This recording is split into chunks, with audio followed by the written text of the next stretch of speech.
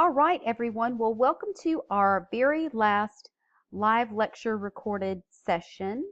You've made it to the end of the course, but don't give up on me yet because you still have one last lesson to complete. So, in this lesson, we're actually going to be discussing special occasion speeches. And although you will not be necessarily using these things in all of these things in this class, it is something that you do need to know because not only does it involve obviously public speaking and communication skills, but also it's something that we use a lot in our lives as a whole, both our professional and personal lives. So I think it's something important to cover in this course. Also, we're going to be discussing small group communication as well, and that is also something that I think is definitely applicable to both your professional and personal lives. So I think it's very important that you learn how to effectively use these things because you just never know when you might need them.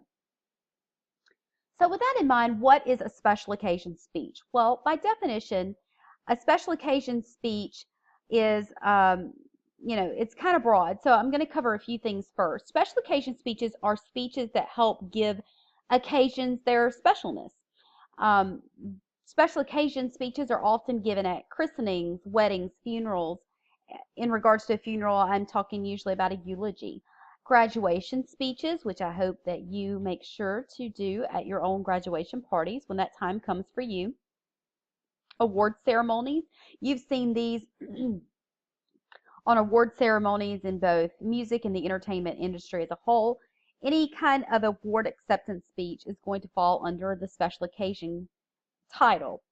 Inaugurals, retirement dinners, and so much more. So special occasion speeches are actually something that we don't necessarily do regularly, but when the time arises that we do need to give a special occasion speech, then we do need to know how to do that.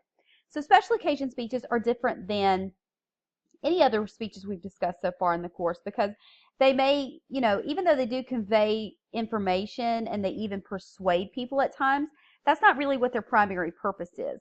The primary purpose of a special occasion speech is to fit the special needs of that special occasion. And of course, those are going to change based off the wide range of special occasion speeches that you can perform. If we're talking about weddings or christenings or something like that, then you're going to be doing something more celebratory, more upbeat, something that encourages and brings joy.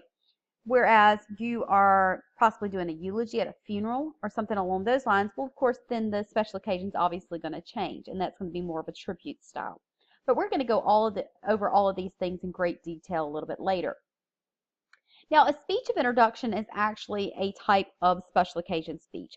And a speech of introduction, by definition, is a speech that introduces the main speaker to the audience. And you've actually seen these before. You just might not have known exactly what they were. But if you are introducing another speaker, you will need to accomplish three purposes in your speech of introduction. The first thing you need to try to do is build enthusiasm for the upcoming speaker. That's primarily what you're trying to do there is create some form of enthusiasm about the speaker that's to come.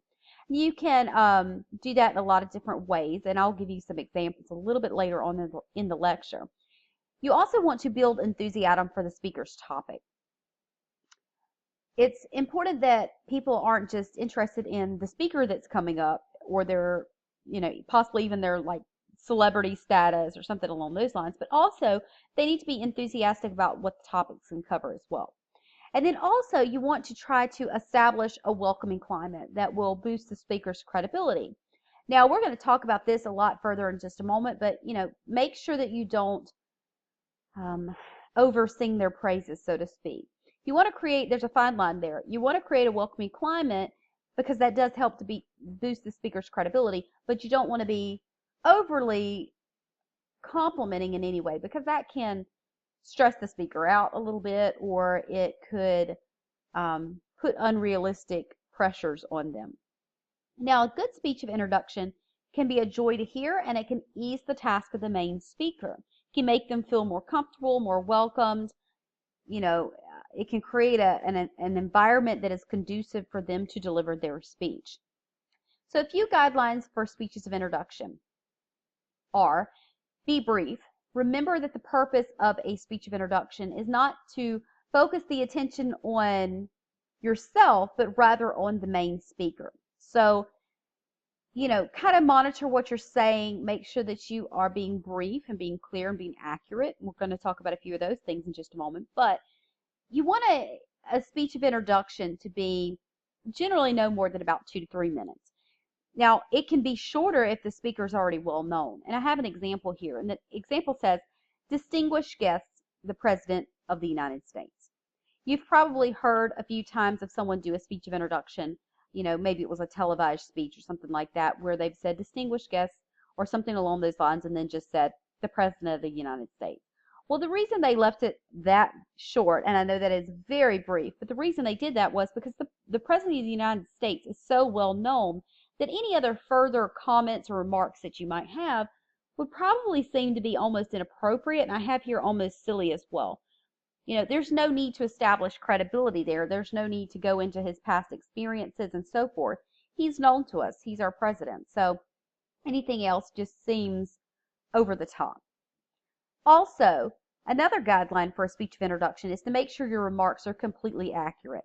Now, one way to do that is to always check with the main speaker in advance and make sure that the introduction that you have is accurate in every aspect. You want to make sure that you've got the facts right. If you're talking about their background, you want to make sure that you're accurate on all the points that you're making. There's nothing worse than a person that's trying to do a speech of introduction and they've got the facts all jumbled. So you want to make sure that you have every aspect correct. If the speaker's name is difficult to pronounce, and I mention this because I've seen this happen on several occasions.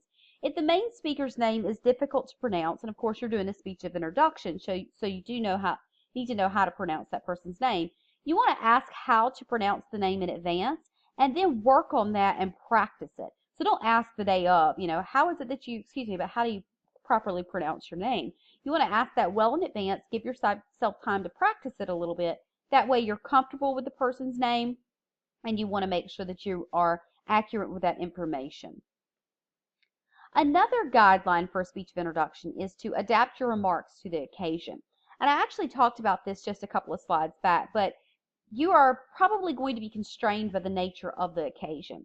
So in those situations, if you are at a formal occasion, let's say a formal business dinner, then you're going to want to do a formal style of a speech of introduction. But on the flip side of that, let's say that you're at an informal occasion. Let's say it's just, a casual Christmas party or something like that. I don't know, just something along those lines. It's going to require you to be a little less formal. So gauge the occasion itself and make sure to tailor your message accordingly. Another guideline is to adapt your remarks to the main speaker. A speech of introduction that leaves the main speaker feeling uncomfortable in any way has probably failed in part in its purpose. Because the whole reason that we do these speeches of introduction is not only to just create that enthusiasm about the topic and the speaker for the audience, but on the flip side of that, it's to help the main speaker feel welcomed. So if you've made them feel uncomfortable, well, then it's pretty much in part defeated its purpose. Now, how do you avoid this? How do you avoid making the main speaker feel uncomfortable? Well, first off, and I actually touched on this a few slides back, but do not overpraise the person. A lot of times we mean well by that. A person that does a speech of introduction is trying to create that welcoming atmosphere. So they go over and above just praising this person like there's no tomorrow. But the problem with that is this creates unrealistic expectations. So you want to avoid saying things such as, our speaker will keep you on the edge of your seat from beginning to end.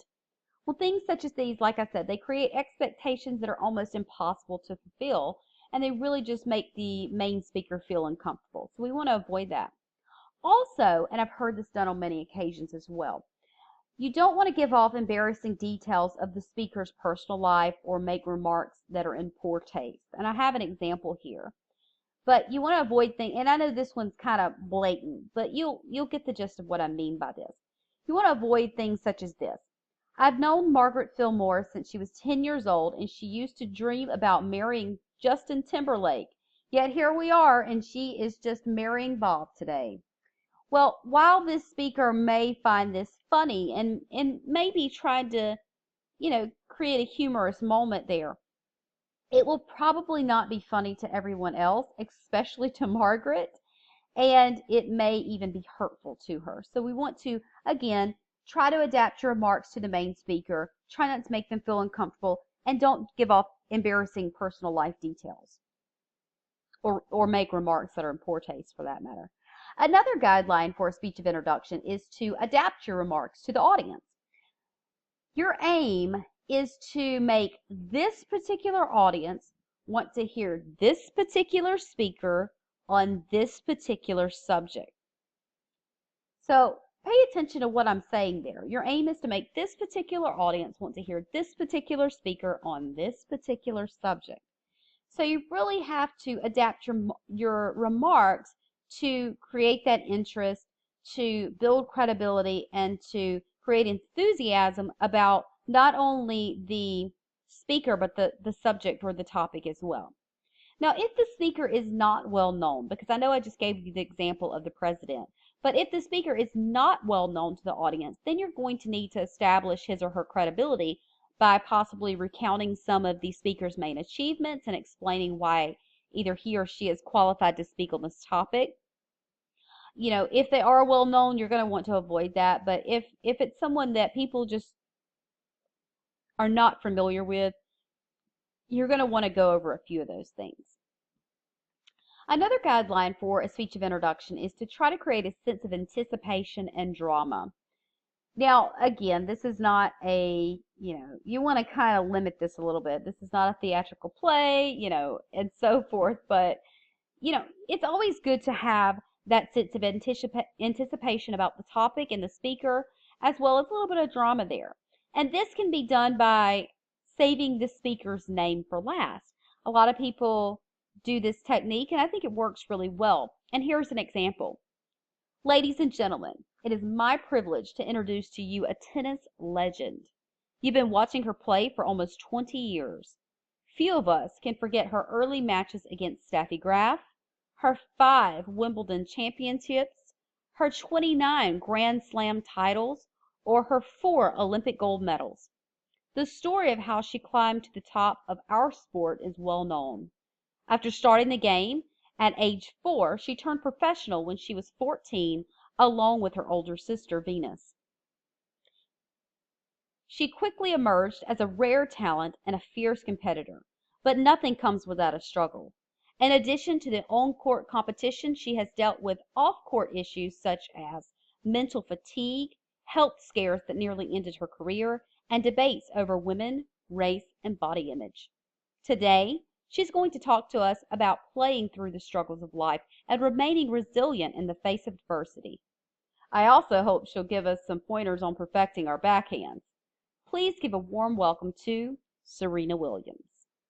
So you see how we did that there. We saved the speaker's name until last. We really created that sense of anticipation and drama for who was to come.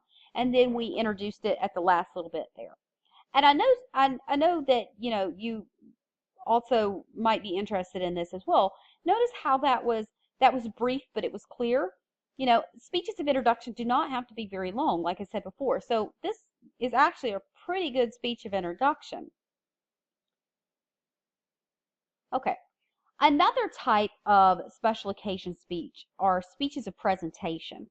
Now, a speech of presentation by definition is a speech that presents someone a gift, an award, or some other form of public recognition.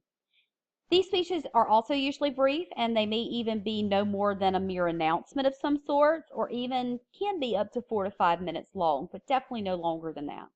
Now, the main purpose of a speech of presentation is to tell the audience why the recipient is receiving that award. You want to make sure when you do this that you are pointing out his or her contributions, achievements, and so forth. This is a very important part of a speech of presentation. Depending on the audience and the occasion, you may also need to discuss about 2 other matters here. If the audience is not familiar with the award, you need to explain that briefly. Sometimes, we all know what an Oscar is or a Grammy is or so forth, but sometimes we just don't know the particulars of such. Now, of course, in everyday life, most of us aren't going to have very much experiences with the Oscars or the Grammys events. So, it might be something such as, even something as simple as Employee of the Month. It could be something that is a little less known as well, such as a particular award named after a person or something along those lines. Whatever it is, if you feel that the audience is not familiar with that award, you need to make sure that you do explain the award briefly, but make sure you give an explanation there. Now, if the award was won in a public competition and the audience knows who the losers are, you might take a moment to praise the losers here. And I think this could be done, well, I've got an example here actually, and that might be presenting a Teacher of the Year award. Let's say that you've got 100 wonderful, just exemplary teachers in the room, but this one particular teacher won the actual award. Now, while all of the 99 others that are sitting out in the crowd are just wonderful teachers in their own right, this other person still won. So what you might want to do is address your remarks to the larger group of teachers, praising their accomplishments, their achievements, thanking them for their hard work and dedication, all those different things before you turn the focus onto the actual honoree. And that's a good thing just to kind of think about there. Another type of special occasion speech are speeches of acceptance. An acceptance speech, by definition, is a speech that gives thanks for a gift, an award, or some other form of public recognition.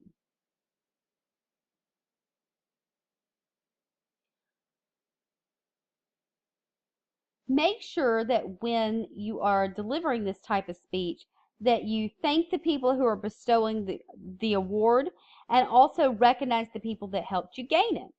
So, some good characteristics of a well-skilled acceptance speech are brevity, humility, and graciousness. So when you're designing a speech in which you are accepting an award or a gift or some other form of public recognition, you want to be brief but be clear and accurate, of course. You want to be humble and really not come off as egotistic or something along those lines. And you want to appear gracious. That's very important because these people chose you for the award, the gift, or whatever. So be gracious in your comments. Okay, now commemorative speeches is something I also want to talk about here. By definition, a commemorative speech is a speech that pays tribute to a person, a group of people, an institution, or an idea. Commemorative speeches are speeches of praise or celebration towards a person, a group of people, an institution, or an idea, like I just mentioned. A few examples of commemorative speeches could include a eulogy at a funeral. It might include, I just put holiday speeches here, but I have an example like a 4th of July style speech. Not necessarily not necessarily an informative style speech on the 4th of July, because that's not what I'm talking about here.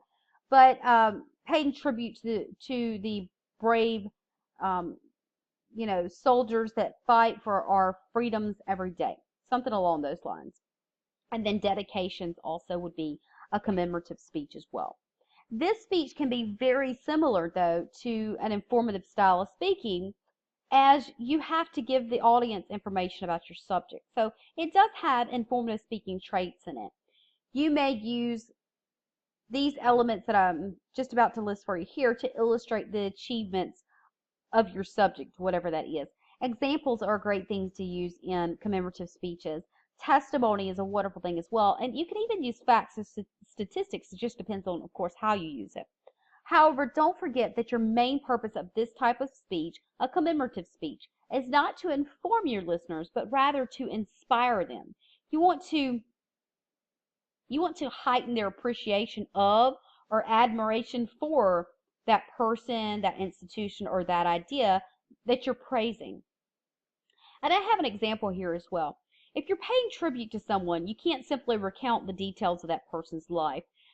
For instance, let's say at a eulogy. Rather, you should capture the essence of your subject and generate in your audience a deep sense of respect. So let's say that I was doing a eulogy at a funeral of someone that just really meant the world to me. I would really want to pay tribute to that person. I'm not going to just say, well, they were born here, they did these things in life, they had these accomplishments, and then unfortunately they passed away on this date. That's just the dry facts, and it's not something that is capturing the essence of that person. So you want to try to really go in to the appreciation and the admiration of that person and create that deep sense of respect that I just mentioned. Now, when speaking to commemorate, you might want to do this by expressing feelings. Of course, you don't want to express feelings of anger or anything like that, not negative feelings. You want to express positive feelings. You want to try to stir sentiments such as joy, hope, and more. Also, create anticipation or celebration about something. Excuse me.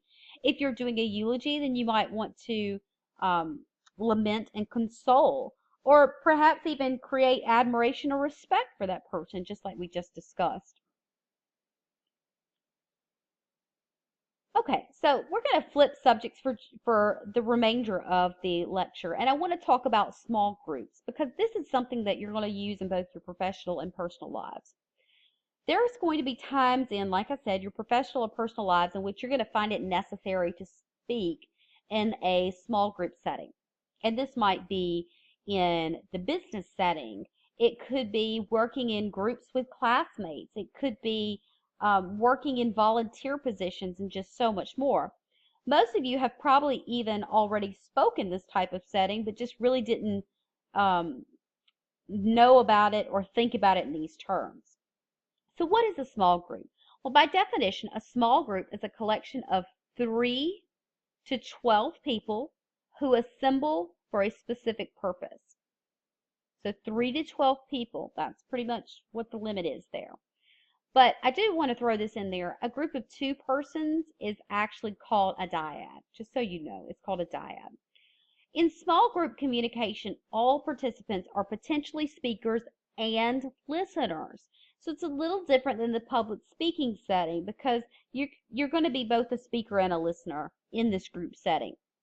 Now, a problem solution small group is often formed to solve a particular problem.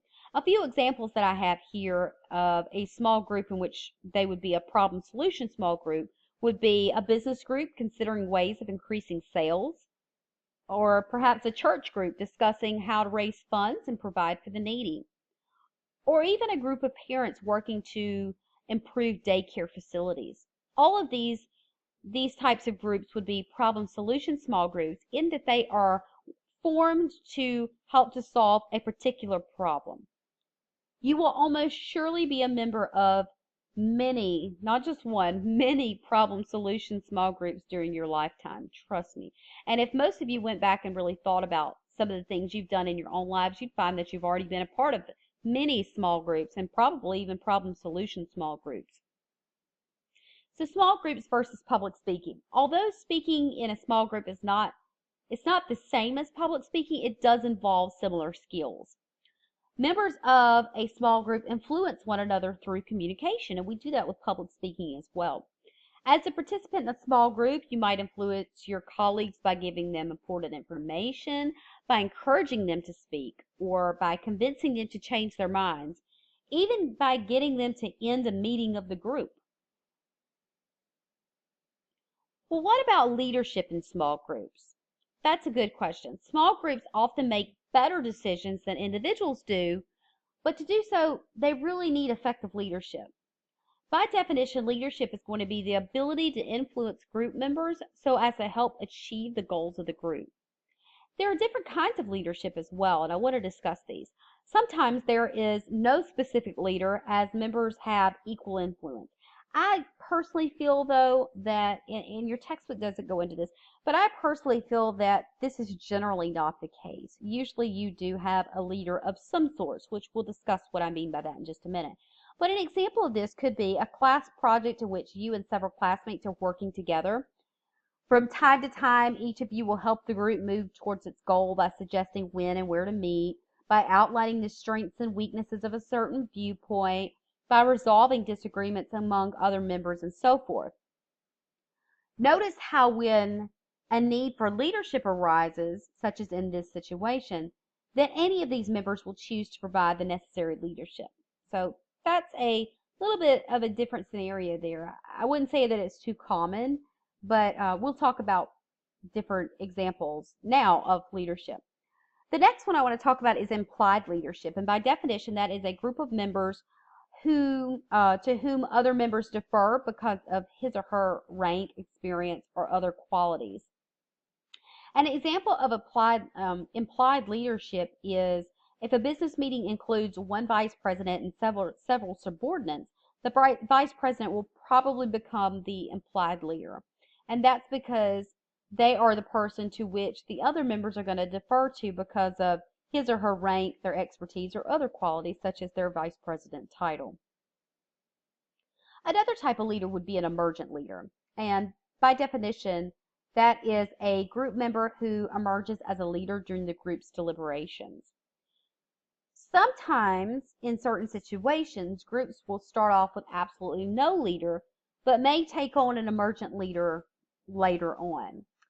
This is a person who, by ability or even by force of personality or just by talking the most, takes on that leadership role. So this could be someone that just has a really strong personality that kind of overtakes the group. The emergence of a leader may or may not be desirable in this group setting. Either way, the emergent leader still emerges, and that's just kind of what they do because they usually have some form of a really strong personality. However, if a group is stalemated or has dissolved into bickering or making jokes and just not really staying on track, an emergent leader can put the group back on track. So it's not necessarily a bad thing there. Now, one danger, though, could be that the emergent leader may not be the most effective leader, but might just be the most assertive personality in the group. So just something to kind of think about there. And the last type of leadership I want to talk about is designated leaders. And that is a person who is elected or appointed as leader when the group is formed. One side note I wanted to discuss here, though, is if a group meets for only one session and they have a particular task that they need to complete, they almost always should have a designated leader who takes care of the procedural tasks, which we'll talk about what procedural tasks are in just a second, and also works to serve as the spokesperson for the group. Just keep in mind that while a group may or may not need a specific leader, it always needs some form of leadership for the most part. Functions of leadership. Well, an effective leader helps the group in a lot of different ways. It can help the group to reach its goals by fulfilling 3 overlapping sets of needs, and that's going to be procedural needs, task needs, and maintenance needs. Now, I'm going to define these and then I'm going to go into them in great detail, but procedural needs are routine housekeeping actions necessary for the efficient conduct of business in a small group. Task needs are substantive actions necessary to help a small group complete its assigned task. And then maintenance needs are going to be communicative actions necessary to maintain interpersonal relations in a small group setting. And like I said, I'm going to give you some good tips on this. Let's talk about procedural needs first, though. Procedural needs can be thought of, like I said, as those housekeeping requirements of the group. The procedural needs of a group are things such as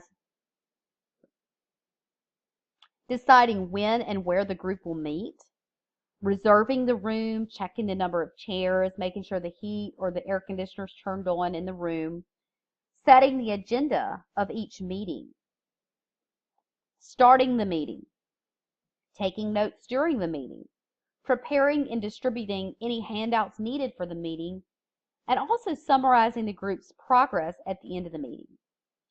Now, if there is a designated leader for the group, he or she can attend to these procedural needs, or they can choose to assign one or more group members to do this as well. Otherwise, members of the group will need to split those procedural needs amongst themselves. Task needs are another set of needs that happens in the small group setting. Task needs are substantive actions necessary to help the group complete the particular task it's working on. And these things are going to be a few examples here: analyzing the issues facing the group, distributing the workload among the members, collecting information, soliciting the views of other members, keeping the group from going off on a tangent, playing devil's advocate for unpopular ideas, formulating criteria for judging the most effective solution, and also helping the group reach consensus on its final recommendations. all members should help the group satisfy its task needs. So it doesn't just need to be one person doing this. It needs to be all the members working to satisfy those task needs. And then we have maintenance needs. And maintenance needs involve interpersonal relations in the group. These things include how well members get along with one another, how willing members are to contribute to the group, whether members are supportive of one another, whether members feel satisfied with the group's accomplishments, and also whether members feel good about their roles in the group.